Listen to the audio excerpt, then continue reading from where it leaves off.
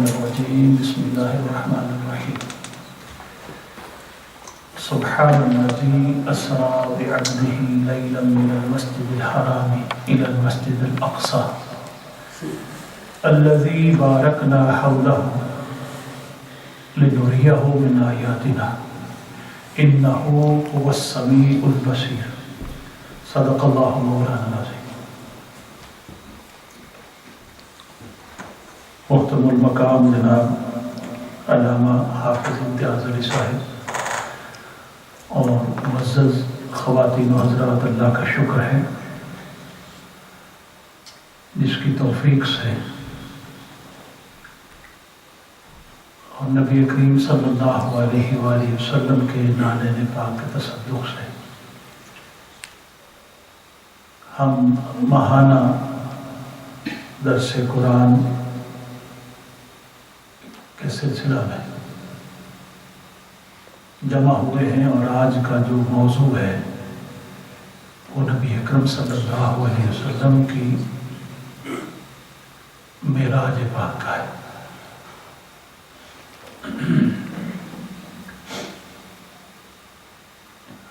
عالم عرب میں اس رات کو لیلۃ الاسراء کہا جاتا ہے، زیادہ تر معروف لیلۃ الاسراء، اور ہمارے ہاں پاکستان انڈیا میں معراج نبی یا شب معراج،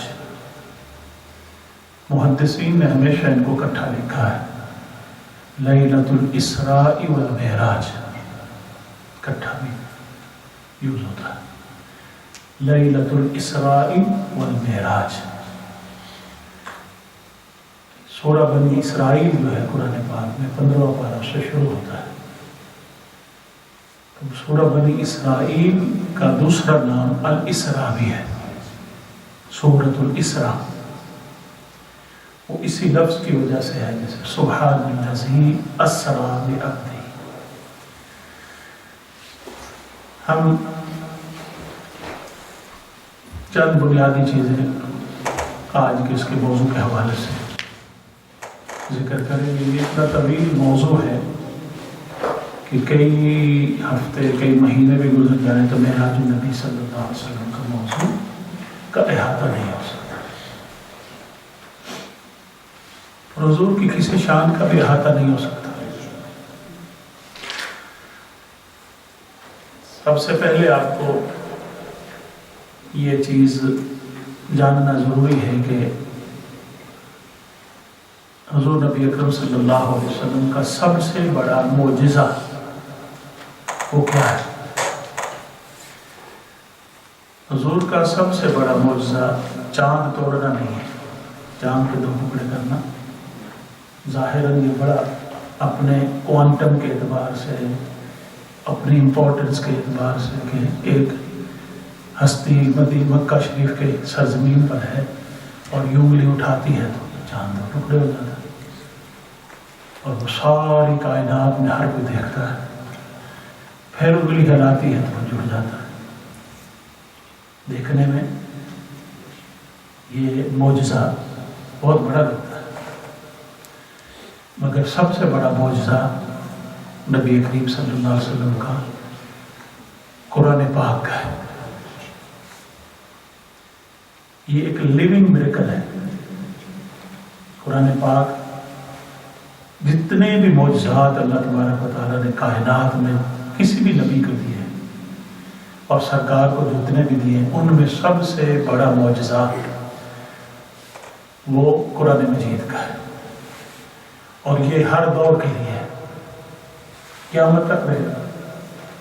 ایک ایسا معجزہ جو معجزات سرکار کی زندگی میں ہوئے، جیسے چاند کا میں نے آپ کو، وہ ایک وقتی طور پر ہوا، ختم ہو گیا، مگر قرآن مجید ایسا معجزہ ہے جو کہ 1500 سال سے اسی طرح تر و تازہ ہے، اس کے چیلنجز اسی طرح ہیں۔ علامہ سوری میں ٹوک رہے ہیں، یہ جگہ چاند کا معجزہ ہوا، یہ قرآن پاک میں چار ذکر وانشق القمر، سورہ قمر ہے نا، اس کو پڑھنے دو، اس میں قرآن پاک میں بھی ہے اور حدیث پاک قرآن پاک میں صراحت کے ساتھ نہیں ہے، مگر حدیث پاک میں حضور کی سیرت کی کتب میں صراحت کے ساتھ موجود ہے۔ اس میں اشارت موجود ہے، وانشق القمر، سورہ چاند کا پھٹ جانا، چاند پھٹ گیا، دو ٹکڑے ہو گئے، قمر۔ دوسرا جو معجزہ ہے سب سے بڑا قرآن پاک کے بعد، وہ نبی اکرم صلی اللہ علیہ وسلم کا معراج پر جانا ہے، جرنی، نائٹ جرنی کو کہتے ہیں کہ رات و رات حضور نبی کریم صلی اللہ علیہ وسلم آپ پلک جھپکتے رات کے بالکل مختصر حصے میں نبی کریم صلی اللہ علیہ وسلم مسجد اقصیٰ، مسجد حرام سے مسجد اقصیٰ تک اور پھر مسجد اقصیٰ سے ساتوں آسمانوں سے گزرتے ہوئے سدرۃ المنتہا تک اور پھر عرش معلیٰ تک اور پھر عرش معلیٰ سے مقام قاب قوسین تک اور پھر او ادنا تک، سارے مراحل ہیں۔ پہلے ہم ترجمہ کر لیتے ہیں اس آیت کا جو میں نے آپ کے سامنے پڑھی ہے، آپ بھی جب پڑھیں قرآن پاک کو تو اس کو ضرور پڑھیں۔ حضور کی شان کی چند آیتیں کچھ نہ کچھ ہر مومن کو یاد ہونا چاہیے۔ حضور نبی کریم صلی اللہ علیہ وسلم کی یہ حضور کی محبت کا تقاضا ہے، ہمیں حضور کا امتی ہونے کے لیے یہ ہماری محبت کی علامت ہے کہ ہمیں کچھ نہ کچھ تو نشانیاں یاد ہوں، اور ایسی نشانیاں جو قرآن میں ہیں۔ تو یہ حضور کے معراج کی آیت ہے۔ ترجمہ اس کا یہ ہے کہ پاک ہے، سبحان، پاک ہے ہر عیب سے، ہر نقص سے، ہر کمزوری سے۔ الذی، وہ، اسرا، جو لے گئی، وہ ذات جو لے گئی۔ اسرا کہتے ہیں رات کے ساتھ، اس کا سب خصوصیت کے ساتھ ذکر آتا ہے قرآن پاک میں۔ حضرت موسیٰ علیہ السلام بھی رات کو لے کر قوم کو، اپنی قوم کو، بنی اسرائیل کو رات کو لے کر نکلے۔ تو اسرا کو ہوتا ہے کہ کسی وقت رات کو سیر کرنا، رات کو لے کر جانا۔ بعبدہ، اپنے خاص بندے کو، لیلاً، رات کے تھوڑے سے حصے میں، لیلاً، رات کے تھوڑے، اس کے اوپر جو دو زبریں ہیں نا، لیلاً، اس سے پتہ چلتا ہے کہ رات کا بالکل مختصر ترین حصہ تھا جس میں معراج ہوا۔ من المسجد الحرام، سفر تو بہت لمبا سے تھا، حرم شریف تو مسجد اقصیٰ تو، اس لیے یہ معجزہ ہے۔ اور اللہ تعالیٰ نے ایسے لفظ سے شروع کیا، اور ایسے لفظ سے شروع کیا جو آپ اور یہ آپ کے ذہن میں جو آ رہا ہے اور ہمارے ہر انسان کے ذہن میں آتا ہے، تاکہ وہ آپ انشاءاللہ آگے بات چلے گی۔ کہا من المسجد الحرام الى المسجد الاقصیٰ، مسجد حرام سے مسجد اقصیٰ تک۔ اب مسجد حرام آپ کو معلوم ہے مکہ شریف میں ہے، حجاز مکہ، اور مسجد اقصیٰ فلسطین میں، ہزاروں میل کا سفر ہے، کئی مہینوں کی مسافت ہو جاتی تھی۔ الذی بارکنا حولہ، مسجد اقصیٰ وہ مسجد ہے جس کے گرد و نواح، حول کہتے ہیں، گرد و ماحول ہم کہتے ہیں، ماحول، گرد و نواح، اس کو ہم نے بابرکت بنایا ہے، مسجد اقصیٰ کے ماحول کو بابرکت بنایا۔ لنُرِیَہُ مِنْ آیاتنا، تاکہ ہم اپنے اس بندے کو، بندہ کامل کو، اپنی خاص نشانیاں دکھائیں. انہو هو السمیع البصیر، بے شک وہ بندہ جب رب بول رہا تھا یا دیکھ رہا تھا تو یہ بندہ سن رہا تھا اور اپنے رب کو دیکھ بھی رہا تھا،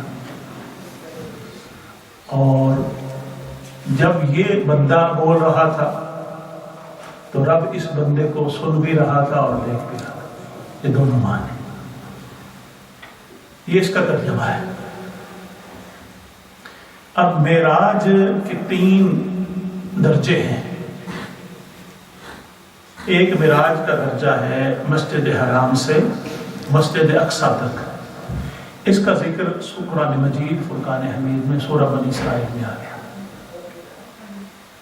اب اس کا کوئی اگر انکار کرتا ہے تو وہ صراحتاً قرآن مجید کی آیت کا انکار ہے اور یہ کفر ہے. ٹھیک. دوسرا جو مرحلہ ہے سفر معراج کا، وہ مسجد اقصی سے لے کر سدرۃ المنتہا تک ہے، یا عرش معلیٰ تک، یا آسمانوں کا سفر. یہ احادیث متواترہ میں آیا ہے، ایسی احادیث جو تواتر کے ساتھ، یعنی کہ مسلسل اتنے لوگوں کے گروپ نے اس کو روایت کیا ہے کہ جن کا جھوٹ پر جمع ہونا ممکن نہیں ہے. ایسی حدیث کو حدیث متواتر کہتے ہیں.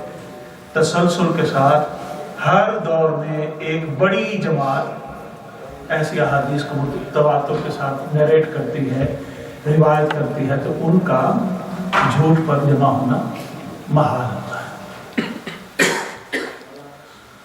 تو وہ ان احادیث میں آیا.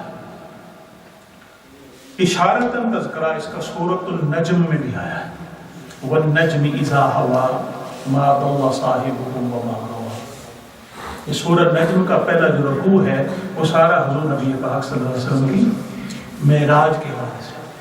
اب اس میں احتمال یہ پایا جاتا ہے کہ بعض لوگ یہ سمجھتے ہیں کہ حضور نبی کریم صلی اللہ علیہ وسلم جب معراج پر تشریف لے گئے تو جبرائیل امین سے ملاقات ہوئی،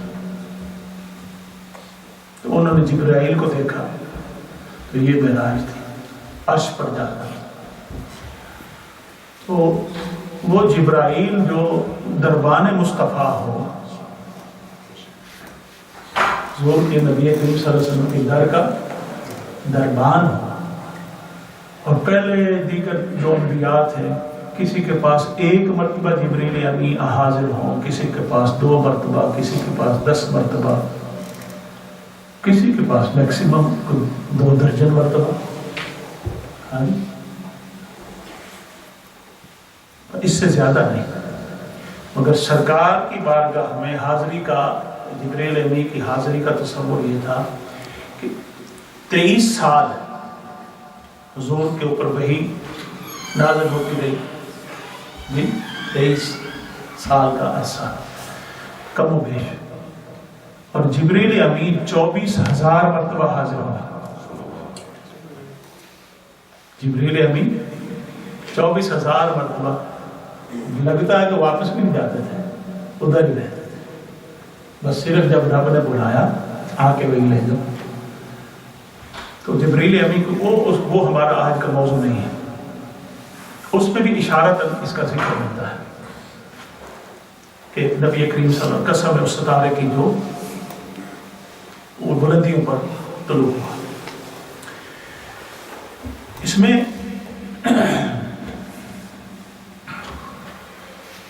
شب معراج جو ہے، ہم نبی کریم صلی اللہ علیہ وسلم کی نسبت سے اگر دیکھیں،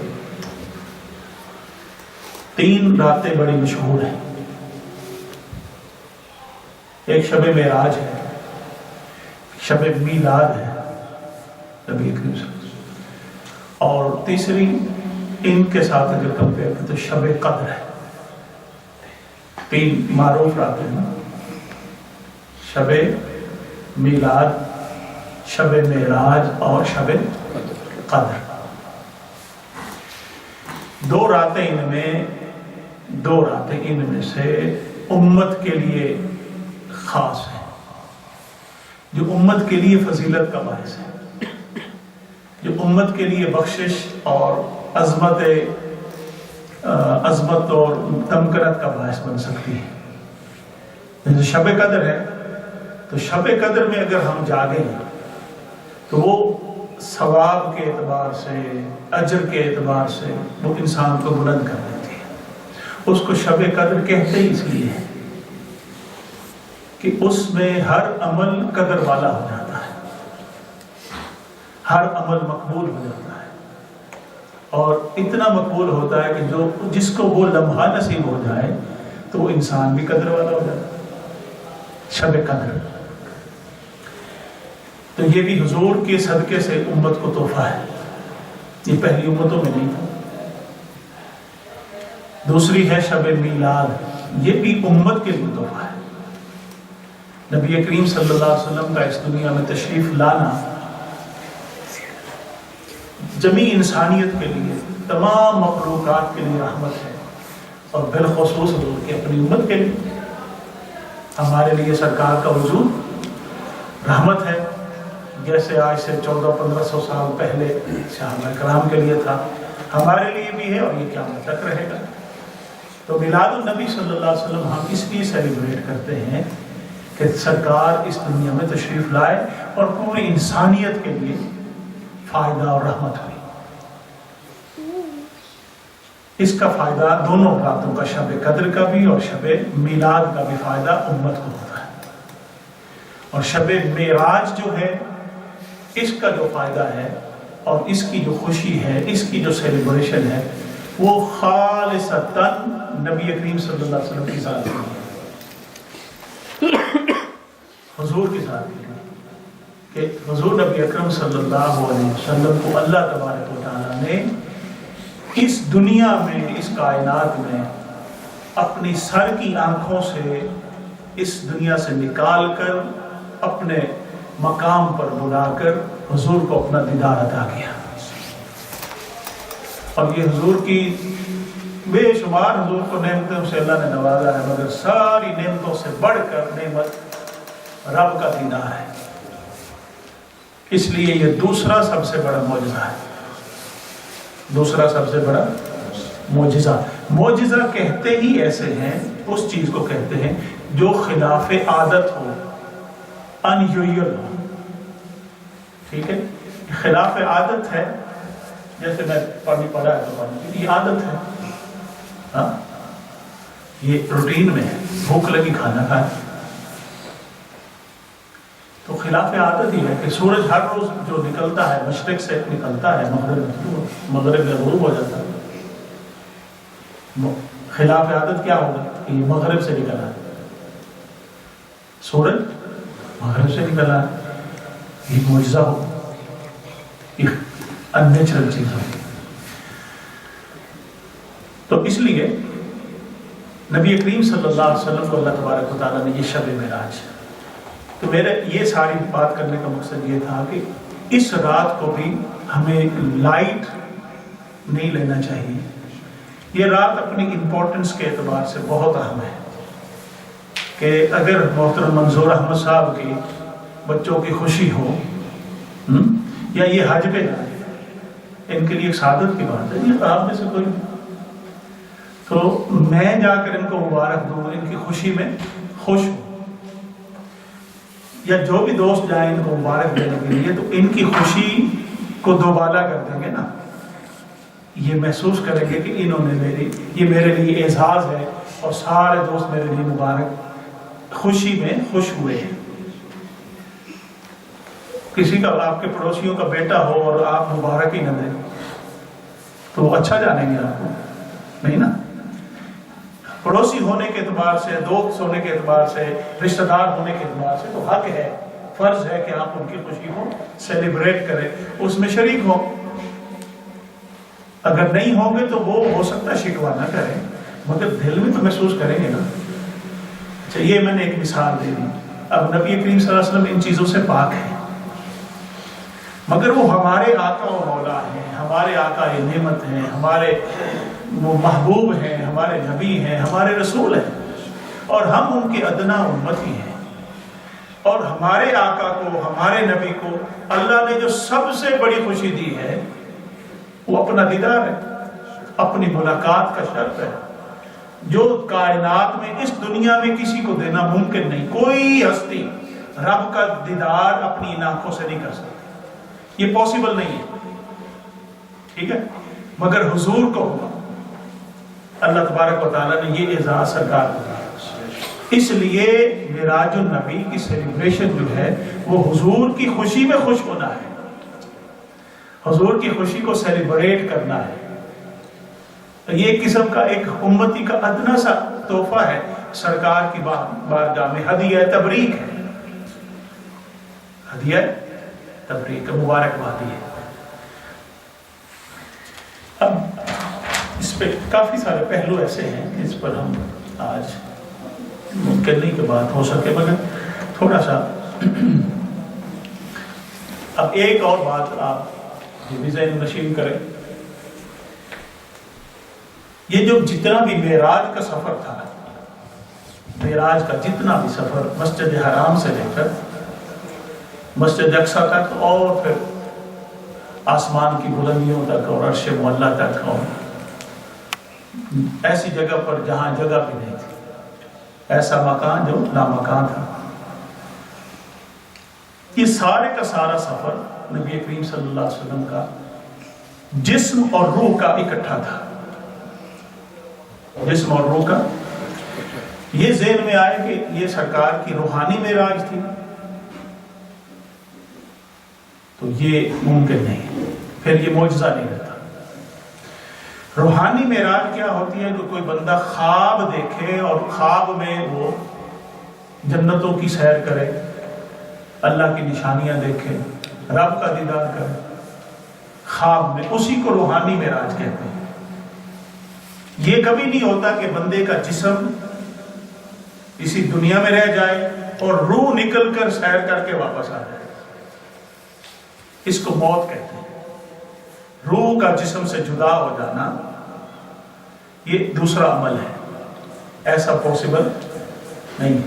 روحانی معراج صرف خواب کی معراج کو کہتے ہیں، اور اگر یہ صرف حضور کی ہم کہیں کہ روحانی معراج تھی تو یہ معجزہ ہی نہیں رہتا۔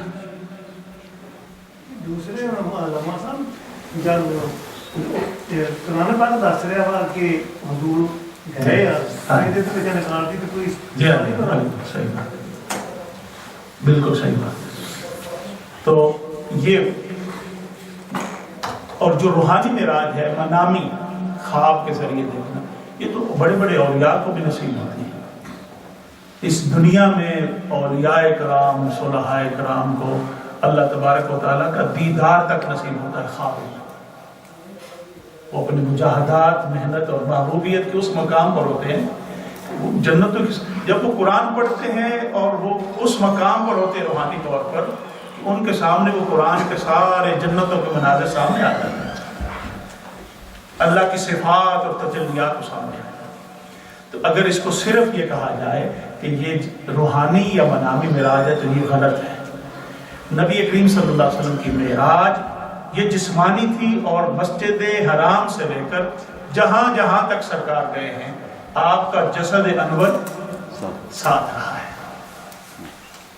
یہ میں بالکل بیسک چیزیں اس لیے بتا رہا ہوں کہ ہمیں بعض اوقات ان چیزوں میں کنفیوژن ہوتی ہے اور ان چیزوں کا علم نہیں ہوتا۔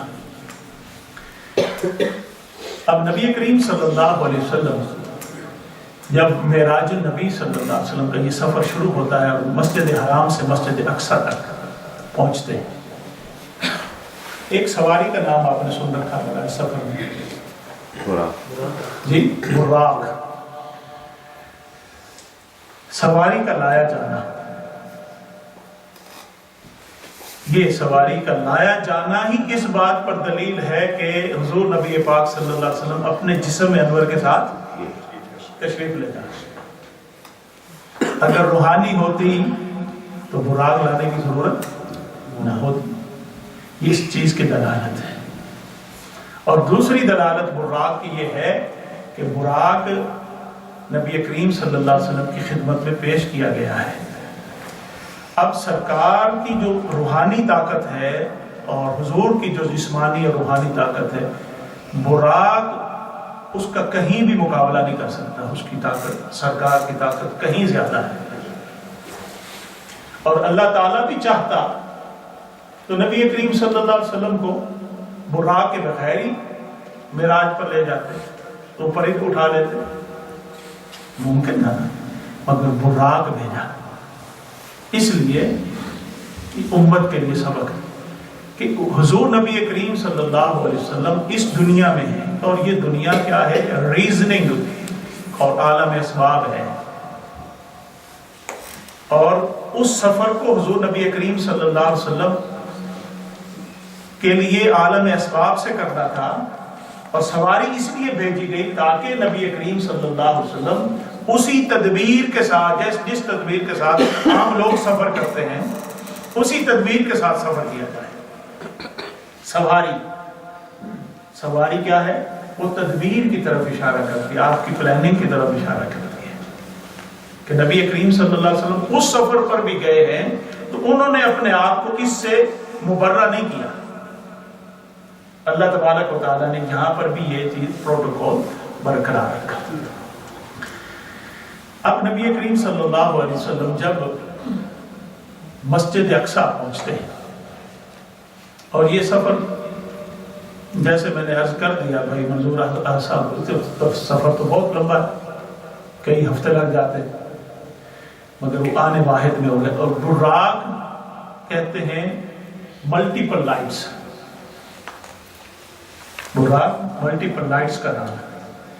برق، یہ بجلی جو ہے نا، برق سے براق، یہ مبالغے کا صیغہ ہے کہ جس لائٹس، اتنی ملٹیپل لائٹ جس کی کوئی اینڈ نہیں ہے، کوئی انتہا نہیں ہے، اس کا براق کی جو جہاں تک نظر پڑتی تھی پہلا قدم وہاں پڑتا تھا۔ Multiple lights. آج کل ہم لائٹس جرنی کی بات کرتے ہیں، لائٹ جرنی سے پہلے انسان کی آواز، پہلے یہ کانسیپٹ تھا آج سے کچھ 100 سال پہلے کہ انسان کی آواز کی سپیڈ زیادہ ہے، وہ جلدی پہنچتی ہے، مگر بعد میں سائنس نے اس کو چینج کر دیا، اب لائٹ کی سپیڈ آواز سے زیادہ ہے۔ ایسے ہی ہے نا، اور 1 سیکنڈ میں لائٹ کتنا سفر کرتی ہے؟ 1,86,000 درخواست مائل ہے، 1,86,000 پر سیکنڈ، یہ اس کی سپیڈ ہے سنگل لائٹ کی۔ سنگل لائٹ کی سائنٹیفکلی بھی یہ چیز پروو ہو سکتی ہے، تو سنگل لائٹ کی یہ سپیڈ ہے 1,86,000 پر سیکنڈ، اور نبی کریم صلی اللہ علیہ وسلم سفر فرما رہے ہیں ملٹیپل لائٹس پر، براق پر، تو آپ اس کی سپیڈ کا اندازہ لگا سکتے ہیں۔ تو نبی کریم صلی اللہ علیہ وسلم اس پر آپ سوار ہوئے، آپ مسجد اقصیٰ میں پہنچے۔ مسجد اقصیٰ میں تمام انبیاء کرام موجود تھے، اور مسجد اقصیٰ میں جتنے بھی حضرت آدم سے لے کر سیدنا علیہ السلام تک سارے کے سارے نبی جسمانی طور پر تو ہو نہیں سکتے، کیونکہ اپنے اپنے مقابر میں موجود ہیں انبیاء، ان کے اجساد، وہ جسم نکل نہیں سکتے، ٹھیک ہے، وہ قیامت والے دن نکلیں گے جسمانی طور پہ نہیں۔ ہاں، انبیاء کرام کے جس اجساد موجود، ان کی 2 چیزیں ہو سکتی ہیں جو پاسبل ہے۔ نمبر 1 ہے کہ ان کی روحیں موجود ہیں وہاں پر، ارواح، تمام انبیاء کرام کے ارواح موجود ہیں، جن کو دیکھنے کے لیے نوری آنکھ چاہیے۔ روح ہمیں نظر، آپ کے اندر روح ہے نا، سب کے اندر ہے، ہمارے سب کے اندر روح، مگر نظر آتی ہے آپ، پتہ نہیں، نہ آنے کا پتہ چلتا ہے نہ نکلنے کا پتہ چلتا ہے۔ فرق اتنا ہے کہ جب نکل جاتی ہے تو ہمارا نام بھی بدل جاتا ہے، مگر وہ اتنی لطیف ہے کہ اس کو دیکھنے کے لیے بھی اس سے زیادہ سٹرونگ نور چاہیے۔ حضور پاک دیکھ سکتے ہیں، ہاں جی، سرکار دیکھ سکتے ہیں، سیدنا جبرائیل امین دیکھ سکتے، اللہ رب العزت دیکھ سکتے، فرشتے دیکھ سکتے، تو ان کی ارواح موجود ہے۔ یا پھر دوسری بات یہ ہے کہ انبیاء کرام کو جسد مثالی کے ساتھ،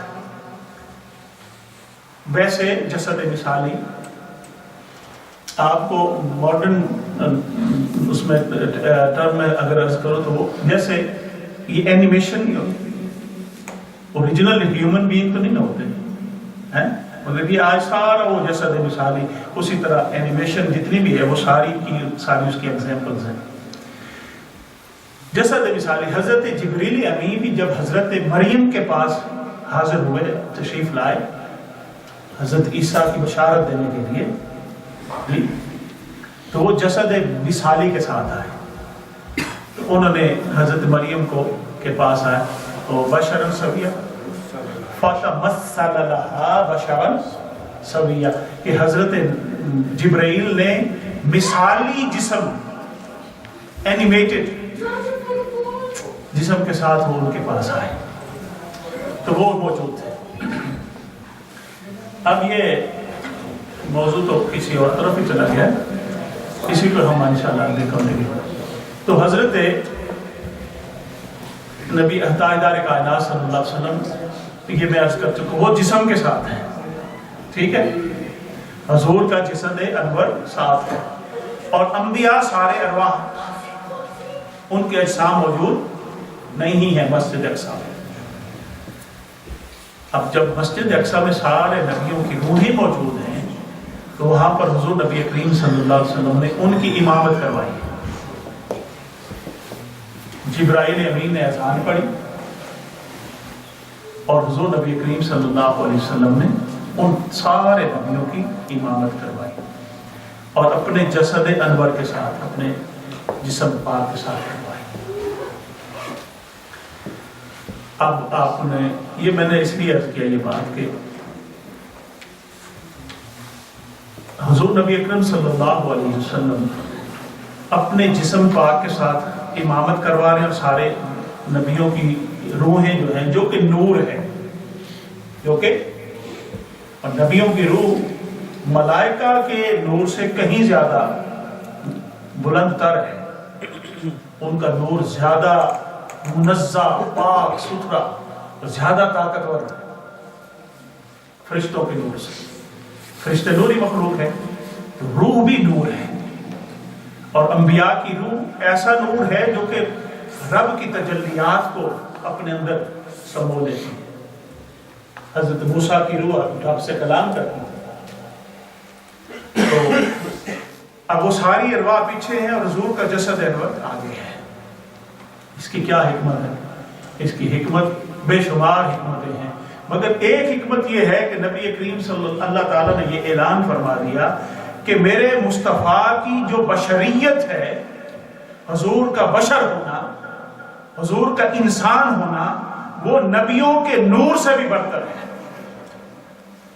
نبیوں کے نور سے بھی اعلیٰ ہے۔ نبی کریم صلی اللہ علیہ وسلم کی بشریت، اور پھر حضور نبی کریم صلی اللہ علیہ وسلم کی بشریت کے اندر بھی اللہ تبارک و تعالیٰ نے ایک نوری جھلک رکھی ہے۔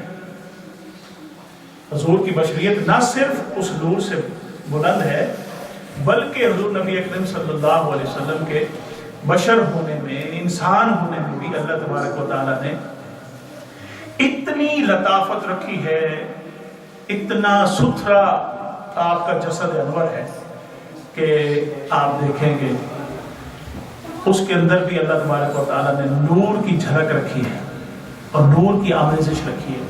حضور کی روح ہے پاک تو زیادہ کمی تر ہوگی نا نور کے اعتبار سے، مگر حضور کا جسم انور، آپ کو میں چند مثالیں دوں گا پھر آپ کو نور، اور ہم کہتے ہیں مٹی سے بنا ہے بشر، ہم مٹی، سرکار دو جہاں نبی پاک صلی اللہ علیہ وسلم کا جسد انور بھی مٹی مبارک سے بنا، مگر وہ مٹی کیا ہماری مٹی جیسی تھی؟ ایسا ہرگز نہیں ہے۔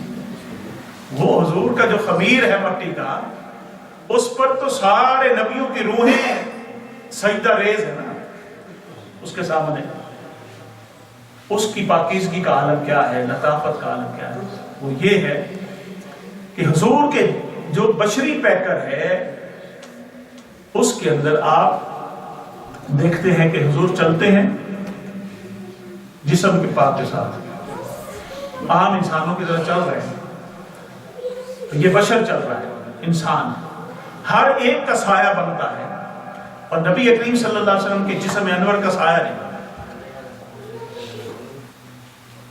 سایہ کیا ہے؟ یہ لائٹ کے سامنے آپ اپنا ہاتھ کریں یا کھڑے ہو جائیں تو ہمارے جسم سے لائٹ کراس نہیں کر سکتی نا، تو وہ شیڈو بن جاتا ہے، وہ سایہ بن جاتا ہے۔ لائٹ کے سامنے کوئی بھی آبجیکٹ رکھیں گے تو وہ لائٹ کو روک دے گا تو دوسری طرف اس کا سایہ بن جائے گا، مگر نبی کریم صلی اللہ علیہ وسلم جب چلتے تھے تو سورج کی لائٹ بھی حضور کے جسم سے کراس کر جاتی تھی۔ حضور کا جسم اتنا لطیف تھا، سمجھے؟ چلتے ہیں تو بشر، سورج کی لائٹ پڑتی ہے تو یہ نور ہے۔ آپ دیکھیے نبی کریم صلی اللہ علیہ وسلم کے منہ میں لعاب دہن بنتا ہے، ہمارے بھی منہ میں تھوک ہوتا ہے کہ نہیں ہے؟ اب یہ بشری خصوصیت ہے کہ منہ میں تھوک بنے، اور نبی کریم صلی اللہ علیہ وسلم کے بھی دہن مبارک میں لعاب بنتا تھا، مگر اس میں بیکٹیریا نہیں ہوتا تھا، بیماری نہیں ہوتی، یہ نور ہے، سمجھے؟ اور یہ بشری پیکر میں اللہ تبارک و تعالیٰ نے اتنے نور کی آمیزش رکھی ہے۔ پسینہ آنا انسان کی بشری ایک نیچر ہے نا، یہ نہیں ممکن کہ انسان کو جتنا مرضی وہ صاف ستھرا رہتا ہو انسان، ہمیں تو خیر اتنا صاف ستھرا رہنا ہی نہیں آتا، مگر اگر انسان مومن کی شان یہ ہے کہ وہ صاف ستھرا رہے، ہمہ وقت اس سے خوشبو آئے، صاف ستھرا رہے، پاکیزہ رہے، اور جتنا بھی چلو صاف ستھرا رہے، مگر جب پسینہ آتا ہے، آپ کے ہمارے انڈر ویئرز ہوتے ہیں، بنیان ہے، تو یقیناً اس میں تھوڑی زیادہ آپ کے ہمارے جسم پسینے کی سمیل ہوتی ہے کہ نہیں؟ یہ بشری ضرورت ہے۔ اب پسینہ سرکار کو بھی آتا تھا مگر خوشبو آتی تھی، بغیر خوشبو لگائے حضور کے پسینے سے خوشبو آتی تھی۔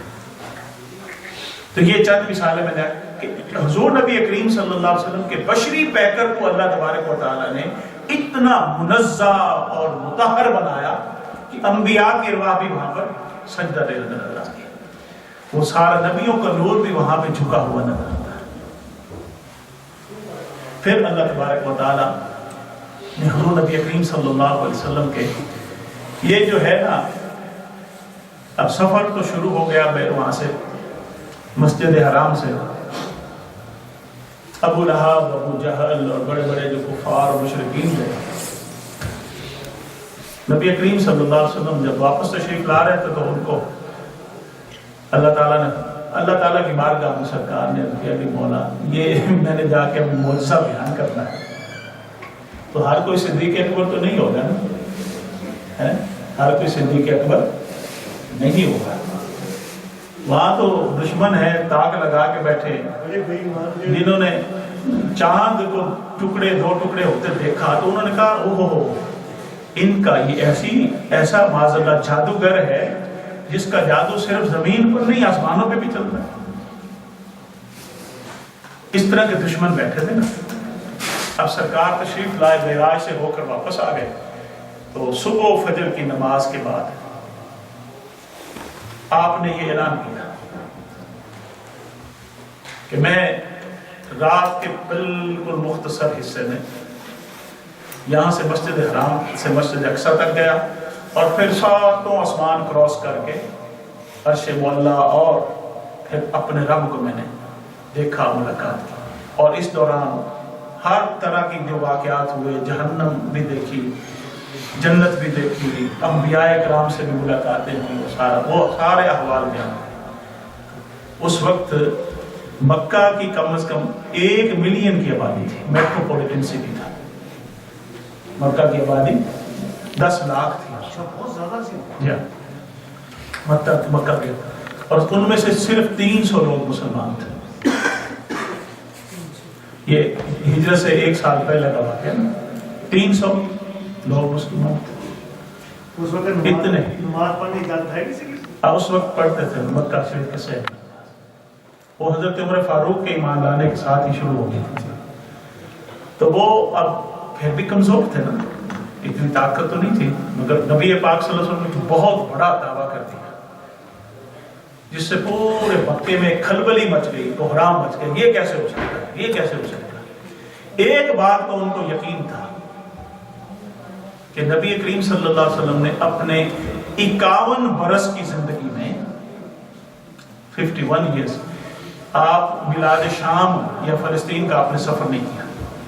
یہ ہر ایک کو پتا تھا کہ نبی کریم صلی اللہ علیہ وسلم نے بیت المقدس نہیں دیکھا ہوا، مسجد اقصی نہیں دیکھی، یہ یقین تھا، آپ نے سفر بھی نہیں کیا۔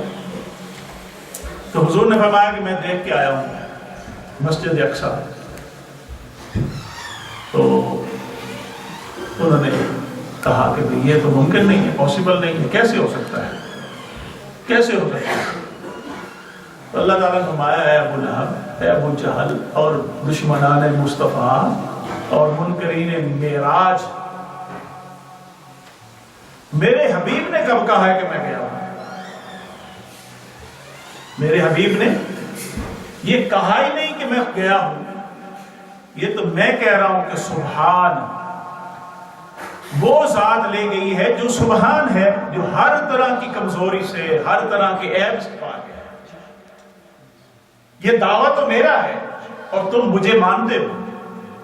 کفار مکہ اگرچہ بتوں کی پرستش کرتے تھے، رب کو مانتے تھے، وہ سب سے بڑا، اور اس کے مظاہر بنا کے انہوں نے پوجنا شرک کرتے تھے، مشرک۔ مجھے تو مانتے ہو نا، میں طاقت رکھتا ہوں، تو میرے محبوب نے تو یہ دعویٰ کیا ہی نہیں۔ تو سبحان کا لفظ لگایا حضور کے دفاع کے لیے، حضور کے دفاع کے لیے، حضور کے ڈیفنس کے لیے، کہ میرے نبی نے تو کہا ہی نہیں کہ میں گیا ہوں۔ سنو، سبحان الذی، پاک ہے وہ ذات ہر عیب سے، ہر کمزوری سے، اور ہر قدرت رکھتی ہے۔ الذی جو لے گئی، اسرا جو لے گئی، جو لے گئی بعبدہ اپنے بندے کو۔ اب اس پہ بس یہ 2 لفظ سمجھیے، الذی، اللہ تبارک و تعالیٰ نے یہاں پر اپنا نام نہیں لیا، اپنا نام نہیں فرمایا۔ سبحان اللہ، اللہ کی ذات پاک ہے، رحمان نہیں کہا، قدیر نہیں کہا، کوئی نام اللہ نے مینشن نہیں کیا۔ اللہ جی کہتے ہیں، اللہ جی کا مطلب ہے وہ ذات، بس۔ اب کائنات میں ہر شے ایک ذات ہے، ہر شے۔ اللہ جی آپ کے لیے بھی بولا جاتا ہے، میرے لیے بھی بولا جائے گا۔ اللہ جی قرآن پاک نہ پڑھتے، الذین وہ لوگ ہیں، اللہ جی وہ جو، تو یہ ہر ایک کے لیے بولا جاتا ہے۔ ایک یہ، دوسرا عبد، بعبدہ، عبد کا لفظ جو ہے، ایسے تو ہم آپس میں انسانوں کے لیے بولتے ہیں، مگر کائنات کی اس کو اگر عمومی معنوں میں لیا جائے تو کائنات کی ہر شے عبد ہے، رب کا بندہ ہے۔ کائنات کا ذرہ ذرہ اللہ کی بندگی کرتا ہے۔ ان من شیء الا آتی الرحمن عبدا، کائنات کی ہر شے، کوئی ذرہ ہے بالکل چھوٹا یا کوئی بڑا، وہ اللہ کا بندہ ہے، اللہ کی بندگی میں ہے۔ تو عبد کا لفظ بھی کامن ہے، ہر ایک شے عبد ہے اللہ کے سوا، اور ہر ایک شے الذی ہے، رب بھی اللہ بھی ہے، ہر شے اللہ بھی ہے۔ پھر کیا بننا اس وقت؟ اس لیے اب اللہ تعالیٰ نے فرمایا سبحان، پاک ہے وہ ذات۔ اب دیکھنے میں اللہ جی تو ہر کوئی ہے، مگر وہ ذات جو ہر کمی سے پاک ہے، ہر عیب سے پاک ہے، وہ فقط ایک ہے، وہ اللہ کی ذات ہے۔ اور اسی سبحان کا فیض جو ہے وہ عبد کو بھی ملا، اور فرمایا کہ وہ ذات جو لے گئی وہ بھی ہر عیب سے پاک ہے، اور جس ذات کو لے جایا گیا وہ ذات بھی مخلوق ہو کر ہر عیب سے پاک ہے. مخلوق ہونے کے اعتبار سے کوئی بندہ اس کے مقابلے کا نہیں ہے. ہر شے بندہ ہے مگر اس کا بندہ فقط ایک ہے، مصطفیٰ کی ذات ہے. اب وہ جب سارے وہ منظور صاحب کی جو ہے نا تجسس بڑھ رہا ہے، وہ سارے جمع ہو گیا، ڈھولا پہ گیا جناب ہر پاسے کہ یہ ممکن نہیں ہے، یہ نہیں ہو سکتا، یہ نہیں ہو سکتا. انہوں نے کہا اچھا تو چلو یہ جو ان کے سب سے ذرے جو ہے نا ان کے فیور کرنے والے، ان کے سپورٹر حضرت ابوبکر صدیق ہیں، آج تو بڑا اچھا موقع ان کو پھنسانے کا، ان کو پکڑ لیں گے چھوڑیں گے نہیں. انہوں نے باقاعدہ ایک گروپ بھیجا ان کے پاس، ابوبکر صدیق رضی اللہ تعالیٰ عنہ کے پاس کہ جا کے ذرا پوچھے ان سے. تو وہ کہا جی اگر کوئی کہے کہ ہم یہاں سے مسجد حرام سے مسجد اقصیٰ راتوں رات گئے اور پھر آسمانوں کا سفر اور جنتیں دیکھ کے واپس آ گئے، اور بالکل جب واپس آئے تو بستر بھی گرم تھا، وضو کا پانی بھی ٹپک رہا تھا، دروازے کی کنڈی بھی ہل رہی تھی، کیا یہ پاسبل ہے؟ حضرت ابوبکر صدیق نے ایک لمحے کے لیے سوچا اور فرمایا اچھا یہ کہا کس نے؟ کہا جی یہ آپ کے دوست نے، آپ کے دوست نے کہا ہے. انہوں نے کہا اچھا، انہوں نے کہا تو پھر سچ ہے. سبحان اللہ، کیسا اعتماد ہے حضرت ابوبکر صدیق رضی اللہ تعالیٰ عنہ. کیسا اعتماد اور کیسا اعتقاد.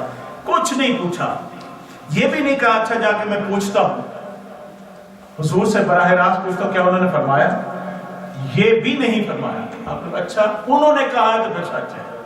کیونکہ ہم تو اس بات سے بھی بڑی بات ان کی پہلے مان چکے ہیں کہ کیا ہم رب کے ایک ہونے پر ایمان رکھتے ہیں. ان کے کہنے پہ، حضور کے کہنے پہ جب رب کو ایک مان لیا ہے، اب یہ بات تو اس سے چھوٹی ہے کہ وہ کہے کہ میں آسمانوں پہ گیا. اب آپ کے آخری بات یہ کرتے پھر ٹائم آپ کا ہو گیا. تو آپ کے ذہن میں یہ سوال آ سکتا ہے کہ جب سرکار کو لے جانا تھا اوپر، اصل معراج تو حضور کی وہ تھی، تو وہیں سے اوپر لے جاتے مسجد حرام سے ہی، تو کانا کعبہ قول سائنی اور ادنا پر لے جاتے. حضور اللہ کی قربت میں جاتے، سیدھے آسمانوں سے گزرتے. وہ اس لیے آپ دیکھیں ہم کلمہ شریف پڑھتے ہیں، لا الہ الا اللہ، اللہ کے سوا کوئی معبود، یہ دعویٰ ہے، کلیم کرتے ہیں کہ اللہ کے سوا کوئی معبود نہیں ہے. محمد رسول اللہ اور محمد صلی اللہ علیہ وسلم اللہ کے رسول ہیں. یہ اس دعوے کی دلیل ہے، اس دعوے کی حضور کا رسول ہونا اس بات کی دلیل ہے کہ اللہ کے سوا کوئی معبود نہیں ہے. اسی طرح یہ ایک دعویٰ تھا، حضور نے دعویٰ کیا، اور دعویٰ جو ہوتا ہے وہ تھیوری ہوتی ہے.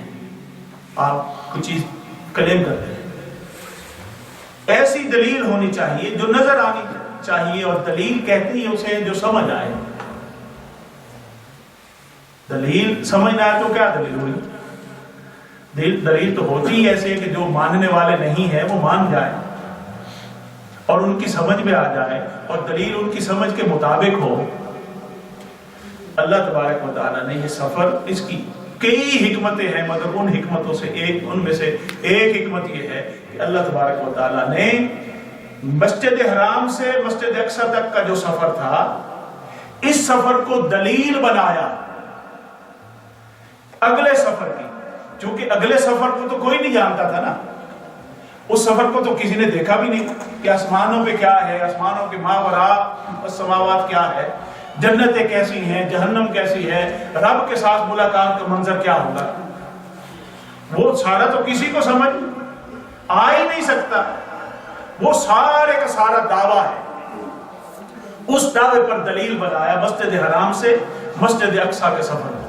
اب اس سفر کو جب حضور نے بیان فرمایا کہ میں مسجد حرام سے مسجد اقصیٰ تک گیا، اب حضور نبی کریم صلی اللہ علیہ وسلم یہ تو اسٹیبلش تھا کہ حضور نے نہیں دیکھا فلسطین کو، حضور نے نہیں دیکھا مسجد اقصیٰ کو، مگر کئی مکنز جو مکہ کے بڑے بڑے جتنے بھی بزنس ٹریڈ کرنے والے تھے انہوں نے دیکھ رکھا تھا، ان کو پتا تھا۔ اس سفر کے دوران بھی کئی قافلے، 3 قافلے تھے جو گئے ہوئے تھے شام اور فلسطین سامان تجارت لینے کے لیے۔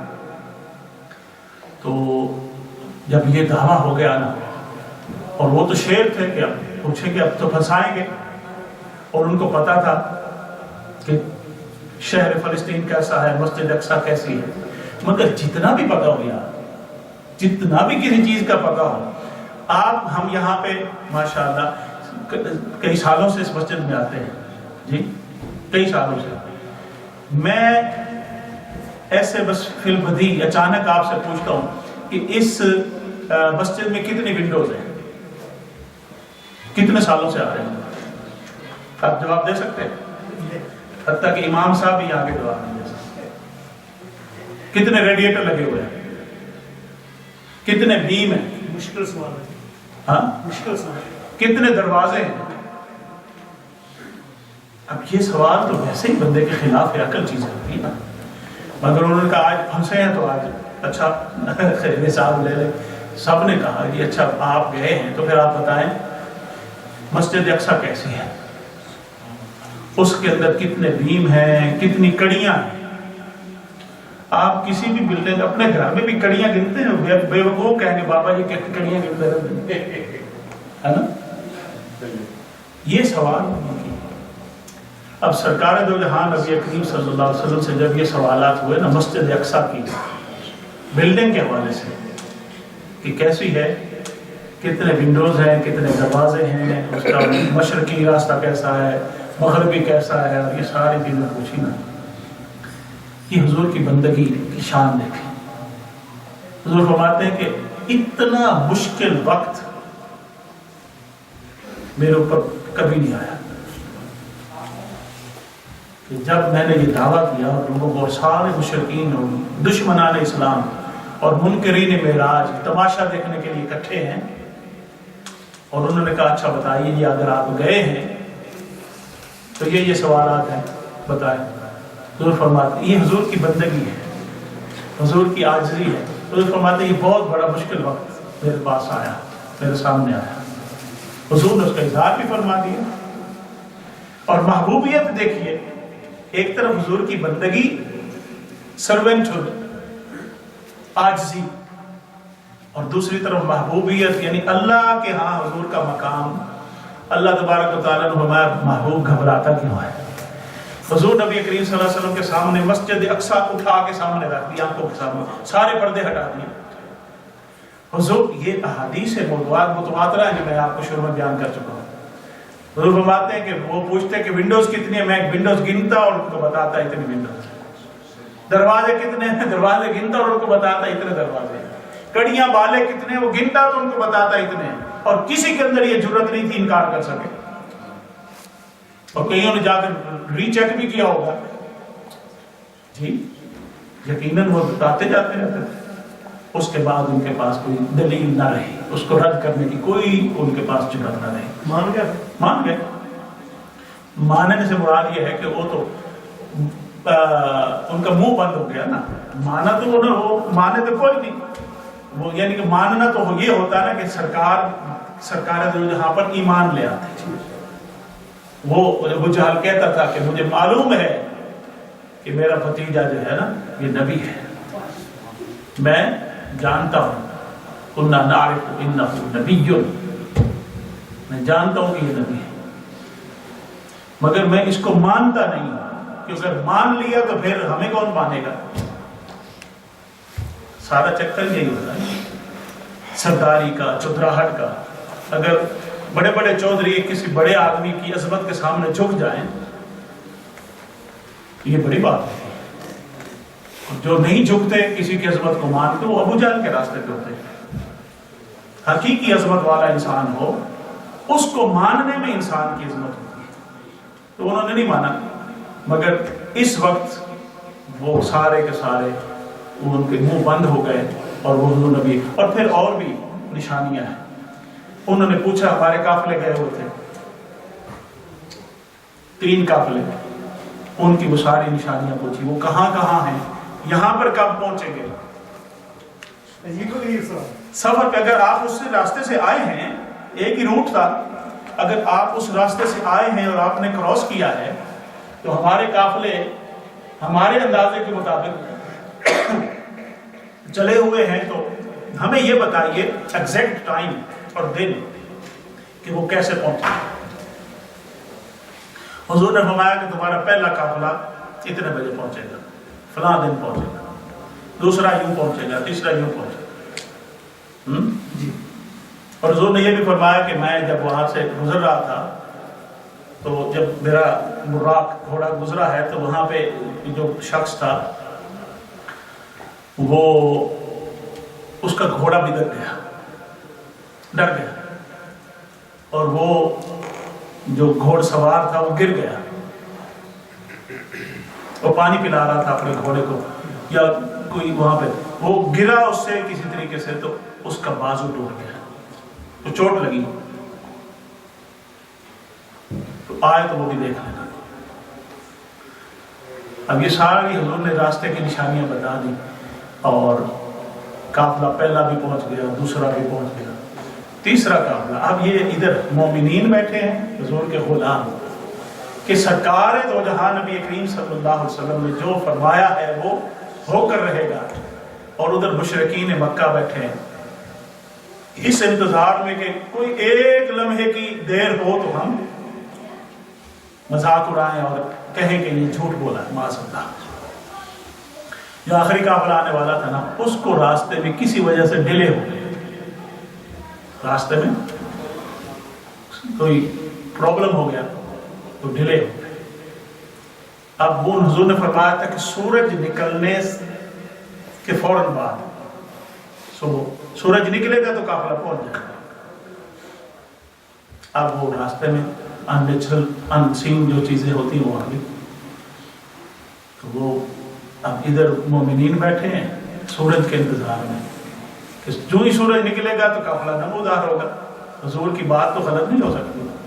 اور دوسری طرف مشرکین بیٹھے, جو ہی اگر بس ایک لمحہ لیٹ ہوگا تو ہم شور ڈال دیں گے. اب قافلہ لیٹ ہو گیا. اللہ کا نظام دیکھیں اور حضور کا مقام محرومیت دیکھیں. سورج چڑھنا جو قریب وقت آ رہا ہے تو مومنین کے ان کی دل کی دھڑکن تیز ہو رہی ہے, بلڈ پریشر ہائی ہو رہا ہے. جیسے انڈیا پاکستان کا میچ ہوتا ہے تو ہمارے بھی بلڈ پریشر بہت تیز ہوتا ہے نا. تو ایسی حالت, یہ ایک سچویشن ہوتی ہے نا, تو ان کی حالت بھی یہی ہو گئی. تو اللہ تعالیٰ نے فرمایا کہ میرے محبوب کے غلام پریشان ہیں, اور میرے محبوب کی زبان سے یہ کلمہ جو نکلا ہے یہ تو غلط ثابت نہیں ہو سکتا. اللہ تعالیٰ نے سورج کو ہی روک دیا. جب تک قافلہ نہیں پہنچتا تو ادھر رکے رہو, بڑی بات ہے, رکے رہو. جب قافلہ پہنچا تو ادھر جو ہے نا کفار مشرکین بھی دیکھیں بھی اتنا آج سورج جو ہے کیسے لیٹ ہو گیا. تو انہوں نے شور مچانا شروع کیا, سورج طلوع ہو گیا. حضور فرمایا نا کہ بھائی طلوع ہونا, سورج جو طلوع ہوا تو مشرکین نے کہا قافلہ نہیں آیا. تو دور سے گرد اڑ رہی تھی, مومنین بھی کھڑے ہو گئے, وہ دیکھو قافلہ آ گیا. یہ اس طرح کے واقعات یہ اس لیے تھے. نبی کریم صلی اللہ علیہ وسلم کا سفر معراج مسجد حرام سے مسجد اقصیٰ تک یہ دلیل کے طور پر تھا, کیونکہ ان کو یہی دلیل سمجھ آ سکتی تھی جو اس کو جانتے تھے, اس سفر سے واقف تھے, یہ نشانیاں سمجھ سکتے تھے. ان کو کیا سمجھ تھی کہ آئے ایک آسمان سے دوسرے آسمان تک کا کتنا سفر ہے, پھر اس سے اگلے کا کتنا سفر ہے. یہ ایک ایک آسمان کا سفر 500 نوری سالوں کا سفر ہے. 500 نوری سال ایک زمین سے پہلے آسمان تک. پھر پہلے آسمان کی جو موٹائی ہے, اس کا جو حجم ہے, اس کا سفر 500 سال کا ہے, 500 نوری سال, لائٹ ایئرز. اور پھر ایک آسمان سے دوسرے آسمان تک. اس طرح آپ دیکھیں 7 آسمان ہیں, پھر 7 آسمانوں کی اپنا سفر, ان کا حجم, یہ کتنے 100 سال بن جاتے ہیں. اللہ پاک نے رات ہی لوگوں کو تو وہ چیزیں تو سمجھ نہیں آئی تھی. یہ تو آج سائنس پروو کر رہی ہے نا. اور نبی کریم صلی اللہ علیہ وسلم کا معجزہ معراج وہ قیامت تک کے لیے ہے. ملٹیپل لائٹس نبی کریم صلی اللہ علیہ وسلم نے. آپ دیکھیے فیوچر میں یہ ٹائم آ رہا ہے کہ نہیں, انسان لائٹس پہ سفر کرے گا, سپیڈ آف لائٹ پہ جی کرے گا, اسی طرف بڑھ رہے ہیں. کتنی تیزی کے ساتھ کہ جب انسان کے کنٹرول میں آ جائے گا یہ سفر کہ وہ سپیڈ آف لائٹ پر سفر کرے گا. سائنس اتنی تیزی سے آگے جا رہی ہے, مگر پھر بھی اتنی تیزی کر کے بھی نبی کریم صلی اللہ علیہ وسلم کے قدموں میں سجدہ رہیں گے. تم جتنے مرضی ترقی کر لو, اگر تم سپیڈ آف لائٹ پہ سفر کر رہے ہو یا اس پوزیشن پہ پہنچ گئے ہو, تو ہمارے نبی نے 1500 سال پہلے ملٹیپل سپیڈ آف لائٹ پہ سفر کیا, پھر بھی سائنس حضور کے قدموں میں سجدہ رہتے ہیں. آخری بات یہ ہے جو آپ اس سبق کے طور پہ اور ہمارے سب کے سبق کے طور پہ ہے, نبی کریم صلی اللہ علیہ وسلم, معذرت آپ کا ٹائم تھوڑا زیادہ رہے, اللہ تعالیٰ تو ہر وقت قریب ہے نا حضور کے, نحن اقرب الیہ من حبل الورید, ہر انسان کے, مگر حضور کے تو بہت زیادہ قریب ہے. ہر وقت وہ کہتا ہے ان اللہ, حضور غار میں بھی تھے حضرت ابوبکر صدیق کے ساتھ, تو وہ 2 نہیں تھے, تیسرا اللہ تھا.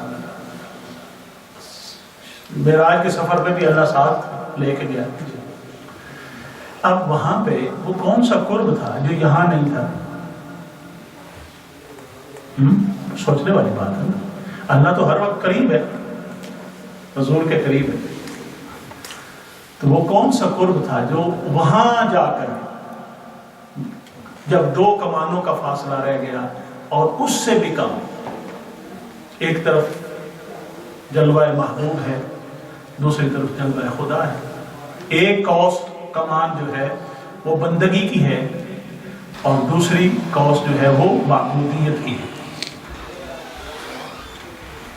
اب یہ جب ایسے مقام پر تھے حضور نبی کریم صلی اللہ علیہ وسلم, وہاں پر گفتگو ہوئی.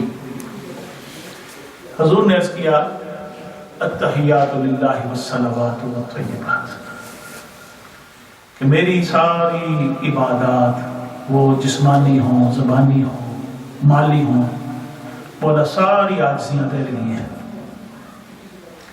میری بندگی تیرے لیے ہے, میرا سب کچھ مولا بس یہ تحفے ہیں عاجزی کے,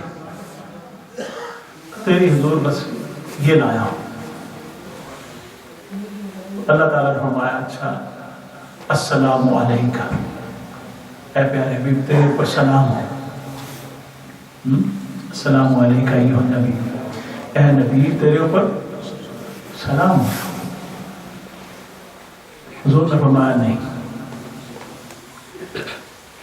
میں امت کو ساتھ تو نہیں لایا جی, اس معراج پر تو نہیں پہنچتے, مگر یہاں سے جو لے جاؤں گا نا چیز, یہاں سے تحفہ, وہ امت کے بغیر نہیں ہوگا, امت کو اس میں شامل کرنا.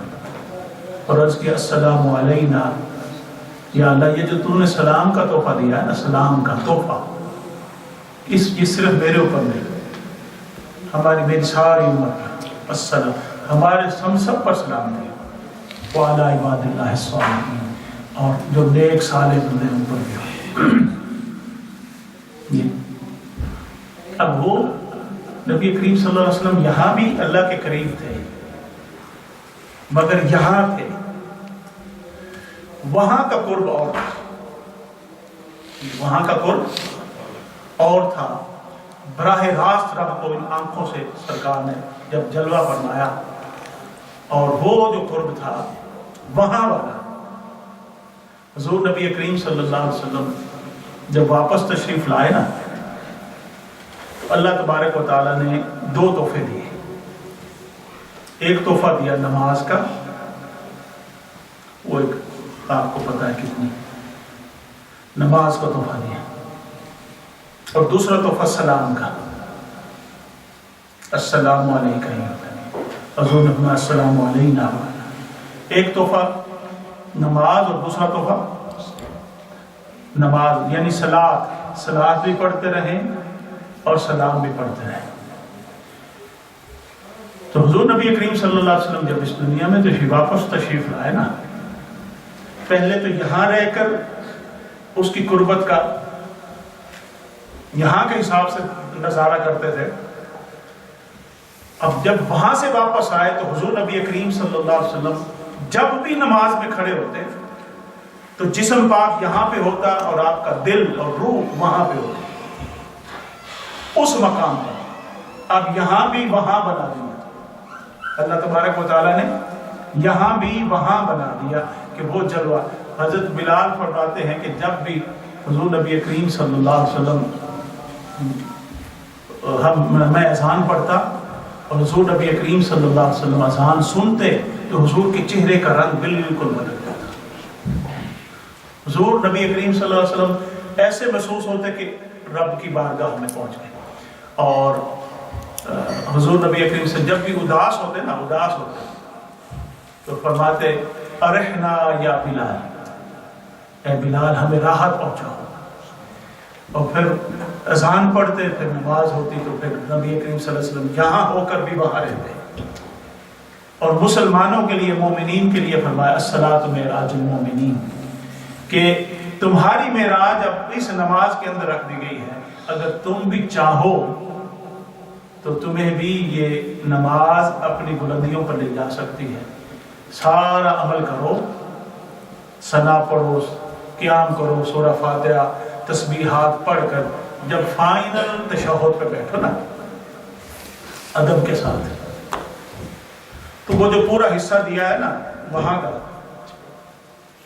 وہ ہر ایک امتی کو فرمایا کہ پڑھو، وہ پورے کا پورا حصہ، وہ گفتگو ہے رب کی اور رب کے محبوب کی، التحیات، وہ مکمل طور پر نماز میں رکھا گیا اور وہ ہر ایک کو دیا گیا ہے۔ اس میں نماز بھی ہے اور نماز کے اندر سلام بھی ہے۔ تو یہ تحفہ ہمارے لیے، ہم اس کو جتنا چاہیں اپنے قلب و باطن میں اس سے لطف اندوز ہو سکتے ہیں، اس سے لطف اندوز ہو سکتے ہیں۔ اور کئی لوگ ایسے ہوتے تھے جو جب بھی حضرت امام غزالی فرماتے ہیں اور بھی دیگر اولیاء سنا، جب وہ تشہد پہ بیٹھتے ہیں تو التحیات پڑھتے ہیں اور یہ کہتے ہیں السلام علیکہ اے نبی مکرم، آپ پر سلام ہو، تو وہ انتظار کرتے ہیں حضور کے سلام کا جواب آئے گا۔ جو سلام ہم نے حضور کو بھیجا ہے، اللہ تبارک و تعالیٰ نے ان کو روحانی طور پر اتنا جوڑ دیا ہوتا ہے نبی کریم صلی اللہ علیہ وسلم کی ذات کے ساتھ اور اپنی ذات کے ساتھ، کہ وہ آگے کلمات نہیں پڑھتے جب تک حضور کی بارگاہ سے یہ جواب نہیں آتا وعلیک السلام یا امتی، اے میرے امتی تجھ پر بھی سلام۔ یہ روحانی طور پر وہ اس چیز کو سنتے ہیں، محسوس کرتے ہیں، پھر التحیات کے اگلے کلمات پڑھتے ہیں۔ تو یہ سارے کا سارا ہمارے اوپر ڈیپینڈ کرتا ہے کہ ہم اپنے دل کو دنیاوی شہوتوں سے، دنیاوی لذتوں سے، دنیاوی لالچوں سے کتنا پاک کرتے ہیں، کتنا اجلا کرتے ہیں، کتنا طاہر و مطہر کرتے ہیں، تاکہ نور کی اس دنیا میں بھی جڑیں۔ اللہ تعالیٰ ہمیں حضور نبی کریم صلی اللہ علیہ وسلم کے مقام کو سمجھنے کی توفیق دے اور حضور کی محبت کی خیرات ہمیں نصیب ہو، اور نماز کی جو توفیق ہے یہ ہمارے لیے سلامت رہے، اور نماز کو ہم حقیقی معنوں میں معراج بنائیں۔ اور معراج کیا ہے وہ میں نے آپ کو بتا دیا، ملاقات کا نام ہے۔ نماز بھی ملاقات کا نام ہے، مگر جس طرح کی ملاقات ہم کرتے ہیں ایسی ملاقاتیں تو نہیں ہوتی۔ کسی دنیا کے محبوب سے ایسی ملاقات کر کے دیکھیں، وہ نیکسٹ ٹائم آپ سے ملے گا ہی نہیں، ملے گا؟ جس طریقے سے ہم نماز پڑھتے ہیں وہ پیچھے مگر الاڑ والی گل نہیں ہے نا، کوئی جیسے کسی کا قرضہ دینا ہو ایسے نہیں۔ نماز تو بڑی راحت و سکون کے ساتھ پڑھنے والی چیز ہے، اللہ سے ہم کلام ہونے والی چیز ہے۔ اللہ تعالیٰ عمل کی توفیق عطا وما علینا الا البلاغ۔ اللهم صل على سيدنا محمد وعلى آله وصحبه وبارك وسلم۔ ربنا تقبل منا إنك أنت السميع العليم وتب علينا إنك أنت التواب الرحيم۔ ربنا اغفر لنا ذنوبنا وكفر عنا سيئاتنا وتوفنا مع الأبرار يا عزيز يا غفار۔ یا میرے مولا، آج کا جو پروگرام ہے حضور نبی پاک صلی اللہ علیہ وسلم کے معراج کے حوالے سے ہم نے اس پر گفتگو کی ہے، میرے اللہ اس کو قبول و منظور فرما۔ اس میں جتنے بھی ہمارے دوست آئے ہیں، بھائی آئے ہیں، بہنیں آئی ہیں، میرے اللہ سب کا آنا قبول و منظور فرما۔ حضور کی معراج کا صدقہ میرے اللہ ہمارے گناہوں کو معاف فرما، ہماری خطاؤں سے درگزر فرما، اور حضور نبی پاک صلی اللہ علیہ وسلم نے جو جو دعائیں اس تیرے قرب میں مانگی ہیں میرے اللہ امت کے حق میں ان کو قبول فرما۔ یا اللہ ہمیں جو سرکار نے معراج کے تحفہ دیا ہے نماز کی صورت میں، سلام کی صورت میں، اس کو اپنانے کی توفیق عطا فرما، اور حقیقی معنوں میں نماز ہمارے لیے معراج بنا۔ ہمیں نماز میں لطف و سرور عطا فرما، ہمارا قلبی روحانی تعلق جو ہے نماز میں اللہ اپنی ذات کے ساتھ جوڑنے کی توفیق عطا فرما۔ یا میرے مولا ہمیں راتوں کا جاگنا نصیب فرما، راتوں کی اندھیروں میں اٹھ کر میرے اللہ اپنے حضور سجدہ ریزی نصیب فرما، ہمیں رونے والی آنکھیں دے، تڑپنے والا دل عطا فرما۔ یا اللہ حضور نبی پاک صلی اللہ علیہ وسلم کی محبت نصیب فرما، حضور کی اتباع نصیب فرما، اور حضور کے قدموں کے طفیل میرے اللہ اس امت کو بھی معراج نصیب فرما، اس امت کو بھی عظمت نصیب فرما، اس امت کو جس نے میرے اللہ اس وقت ذلت کی عمیق گڑھوں میں گر چکی ہے میرے اللہ اس کو پھر سے عظمت و تمکنت سے ہمکنار فرما، اور اس امت کو پھر سے مقام مصطفیٰ کی معرفت عطا فرما، حضور کی وفاداری عطا فرما، اور نبی کریم صلی اللہ علیہ وسلم کے نقش قدم پر چلنے کی توفیق عطا فرما۔ آج کی مجلس میں جتنے دوست آئے ہیں میرے اللہ سب کا آنا قبول فرما، ان میں اور ان کے اہل خانہ میں جو بیمار ہیں میرے اللہ سب کو شفا عطا فرما، صحت عطا فرما، اور جو اس دنیا سے پردہ کر کے میرے اللہ ہمارے بہن بھائی، ہمارے والدین، رشتہ دار، عزیز و اقارب، ان سب کی بخشش و مغفرت فرما، ان کے درجات کی بلندی فرما، نبی کریم صلی اللہ علیہ وسلم کی شفاعت سے ہمکنار فرما۔ ہمارا خاتمہ بھی ایمان پر فرما میرے اللہ، ہمیں آخرت کی فکر کی توفیق عطا فرما۔ ہماری موت میرے اللہ ہمارے سر پر کھڑی ہے، کسی وقت بھی میرے اللہ ہمارا بلاوا آ سکتا ہے، ہمیں اس کی تیاری کی توفیق دے، ہمیں اپنی قبر کی میرے اللہ تیاری کی توفیق عطا فرما، ہماری قبروں کو روشن بنا میرے اللہ، ہماری قبروں کے اندھیرے میرے اللہ ختم فرما، اور میرے اللہ ہمیں اپنی قبروں کی روشنی کا اہتمام کرنے کی توفیق عطا فرما۔ یا رب جمعاً طلبنا منک مغفرۃ و حسن خاتمۃ یا واسع الکرم، یا اکرم الخلق ما لی من الوذ بہ سواک عند حلول الحادث آمین۔ صلی اللہ تعالی علی خیر خلقہ ونور عرشہ محمد وآلہ وصحبہ اجمعین برحمتک یا رحمن۔